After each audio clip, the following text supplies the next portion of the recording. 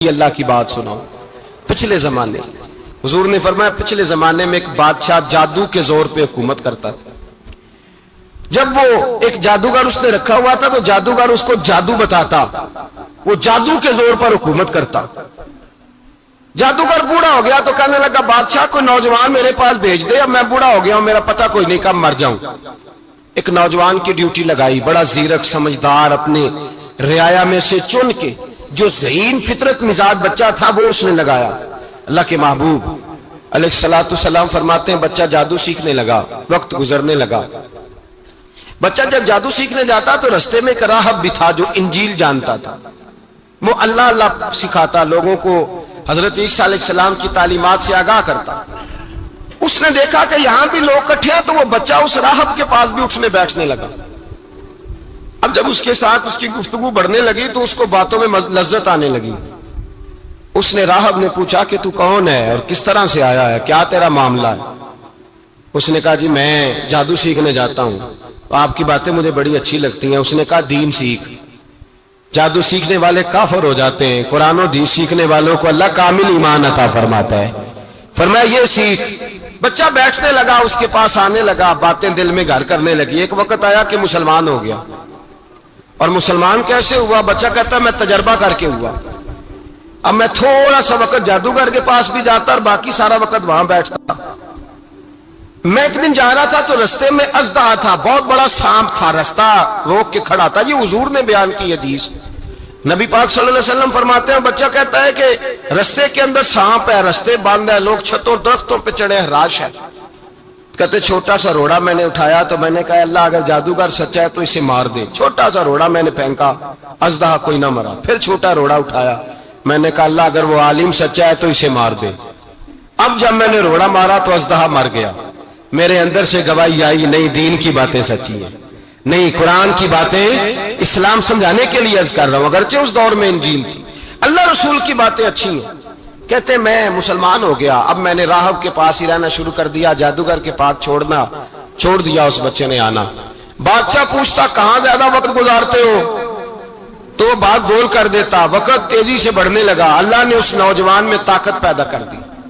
اب وہ اس کے اندر نا اللہ نے توانائی روحانیت پیدا کر دی، ابھی جوان ہے، 14-15 سال عمر ہے۔ اللہ نے اب جو بیمار بھی آتا وہ دعا کرتا تو اللہ صحت عطا کر دیتا، جو بھی آتا۔ بادشاہ کا ایک درباری تھا، بادشاہ کو پنکھا جلتا تھا، وہ اندھا ہو گیا، کوئی ایسی تکلیف آئی کہ نابینا ہو گیا، بڑے علاج کرائے شفا نہیں ہوئی۔ کسی نے اس بچے کا پتہ بتایا کانوں میں، اس کے پاس گیا تو بچہ کہنے لگا شفا تو ہو جائے گی پر کلمہ پڑھنا پڑے گا، مسلمان ہونا پڑے گا، جس پیغمبر کا میں غلام ہوں تجھے بھی بننا پڑے گا، دین پہ عمل کرنا پڑے گا، اللہ شفا دیتا ہے۔ اس نے کہا تو مجھے کلمہ پڑھا، مجھے شفا دے، میں تیار ہوں۔ اس نے کہا شفا تو اللہ ہی دیتا ہے۔ اس نے اللہ تبارک و تعالیٰ کا ذکر کر کے دعا مانگی، یہ مسلم شریف میں حدیث ہے، طبرانی میں موجود ہے۔ اللہ نے اسے شفا دی، اس نے کلمہ پڑھنا شروع کر دیا۔ یہاں ایک نقطہ لکھا ہے ہمارے علماء نے، کہتے ہیں جب اللہ ولایت عطا کرتا ہے نا تو یہ سفید بالوں والے کا حصہ نہیں ہوتی۔ اگر جوانی میں کوئی آدمی توبہ کر کے تصوف کے رستے پہ چلتا ہے تو سب سے زیادہ ولایت اللہ اسے عطا فرماتا ہے، سب سے زیادہ ولایت اس کے پاس ہوتی ہے۔ ابھی اس کے بال کالے ہیں، چڑھتی جوانی ہے، دعا کی تو اللہ نے، اور حدیث پاک میں موجود ہے کوڑے آتے تو شفا یاب ہو جاتے، اندھے آتے تو شفا یاب، برس والے آتے تو اللہ سے دے، جوان ہے۔ بادشاہ کے پاس وہ واپس گیا، وہ جو آدمی جس کی آنکھیں ٹھیک ہوئی تھی۔ بادشاہ نے پوچھا کہ کیسے شفا ملی؟ تو کہنے لگا میرے رب نے شفا دی ہے۔ بادشاہ سجدے کراتا تھا، اپنے آپ کو منواتا تھا، معاذ اللہ، کہنے لگا میرے علاوہ کون رب ہے؟ اس نے کہا وہی رب ہے جس نے تجھے پیدا کیا ہے، اور وہی رب ہے جس نے مجھے اندھے کو آنکھیں دی ہیں، وہی ہے میرا مالک۔ کہا اچھا تو مجھے نہیں مانتا؟ کہا نہیں میں اپنے رب کو مانتا ہوں۔ بادشاہ نے اسے سزا دی، ستایا، اس نے بچے کا پتہ بتایا، پھر بچے کو بلا کے ستایا تو اس راہب کا پتہ بتایا، راہب بھی قتل ہو گیا، نابینا بھی قتل ہو گیا۔ بادشاہ نے کہا سپاہیوں سے اس بچے کو لے جاؤ اور پہاڑ کی چوٹی پہ جا کے نیچے پھینکو تاکہ مر جائے۔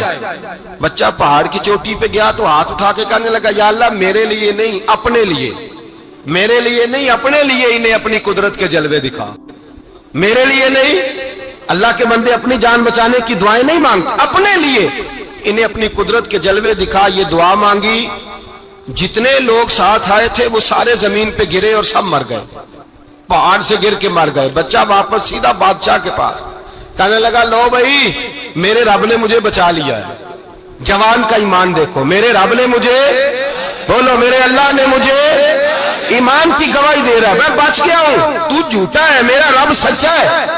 اس نے کہا لے جاؤ اس کو دریا میں, کشتی میں بٹھاؤ, بیچ دریا کے جا کے دھکا دے دو. بیٹھے کشتی میں, دریا کے بیچ گئے, اور جب جا کے وہاں اس کو دھکا دینے لگے تو اس نے کہا اللہ میرے لیے نہیں اپنے لیے. انہیں اپنی قدرت کے جلوے دکھا. بس ایک طوفان سا آیا, جتنے سپاہی ساتھ آئے تھے ڈوب کے مر گئے. وہ بچہ اٹھا اور سیدھا پھر بادشاہ کے پاس, اسی کے پاس کہنے لگا لو بھائی میرے رب نے مجھے بچا لیا ہے, تیرے پاس آیا ہوں. وہ کہنے لگا تو کیا مصیبت میرے گلے پڑ گئی ہے, کیسے جان چھوٹے گی؟ تو بچہ کہنے لگا اگر تو مجھے باندھے درخت کے ساتھ اور سارے ملک کو بلائے, لوگوں کو اکٹھا کرے, پھر تو مجھے تیر مارنا, میں تجھے بتاؤں گا کیسے مارنا ہے, میں مر جاؤں گا. اللہ کا بندہ نوجوان, ایمان دیکھو, مرنے کے طریقے بتا رہا ہے, میں تجھے بتاؤں گا میں کیسے مروں گا. یہ بات کہی, بادشاہ نے سارا مجمع جمع کیا, ملک سارا باہر آ گیا, درخت کے ساتھ باندھ دیا. کہنے لگا بھائی لوگوں یہ مجھے مارنا چاہتا تھا, مار نہیں سکا, اب میں اسے بتانے لگا ہوں کہ میں کیسے مروں گا. اسے کہو جب تیر مارے تو ساتھ میرے رب کا نام بھی لے, میں اپنے رب کے نام پہ جان دوں گا, ایمان کی پختگی میں اللہ کے نام پر جان دوں گا. اسے کہو رب کے نام پہ مارے, مر جاؤں گا. بادشاہ نے اللہ کہہ کے تیر مارا, پیشانی میں لگا, بچے کی روح پرواز کر گئی. جتنا مجمع کھڑا تھا سارا کلمہ پڑھ کے مسلمان ہو گیا, سارے مسلمان ہو گئے سارے. میرے رسول پاک سید عالم صلی اللہ علیہ وسلم نے نوجوانوں کو بتایا جب تمہارے اندر ایمان کی قوت آئے گی تو اللہ تمہاری مدد کرے. فرمایا وہ نوخیز ولی تھا, ابھی جوان رانا تھا, ابھی اس کی پیشانی پر جوانی کے آثار تھے, لیکن اس نے اللہ کو راضی کیا, رب کریم کو راضی. ولایت کا مطلب بڑھاپا نہیں, ولایت کا مطلب وہ نہیں کہ جب بڑا لمبا وقت گزر جائے تو پھر آدمی آئے کہ نہیں اب کیا کرنا ہے, اب مسجد ہی ہے, اب تو اس کے علاوہ گزارا ہی کوئی نہیں.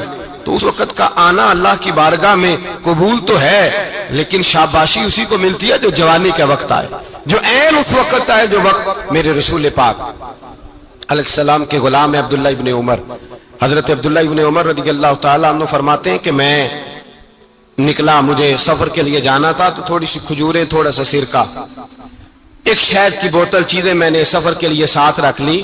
میں جب مدینے سے باہر صحرا میں نکلا نا تو رمضان نہیں تھا, غیر رمضان تھا. میں نے ایک نوجوان کو دیکھا بکریاں چرا رہا ہے, بکریاں چرا رہا ہے. اے جوان, آپ فرماتے ہیں اس کا چہرہ بڑا نورانیت والا, گرد پڑی ہوئی پر بڑا حسین. فرماتے ہیں میں نے اس کو کہا کہ آ جاؤ کھانا کھا لو, روزے بھی نہیں تھے. کہنے لگا نہیں میں نے روزہ رکھا ہوا ہے. فرماتے ہیں میں نے کہا پتہ کروں کہ نیرا نیک ہی ہے کہ پرہیزگار بھی ہے. نیک وہ ہوتا ہے جو نماز پڑھے روزہ رکھے, پرہیزگار وہ ہوتا ہے جو گناہ سے بچے, وہ پرہیزگار ہوتا ہے. کہا پتہ کروں پرہیزگار بھی ہے کہ نہیں. کہتے میں قریب گیا تو میں نے جا کے اس کو کہا بھائی تیری بکریاں بڑی پیاری ہیں, میرا دل کرتا ہے ایک بکری مجھے دے دو.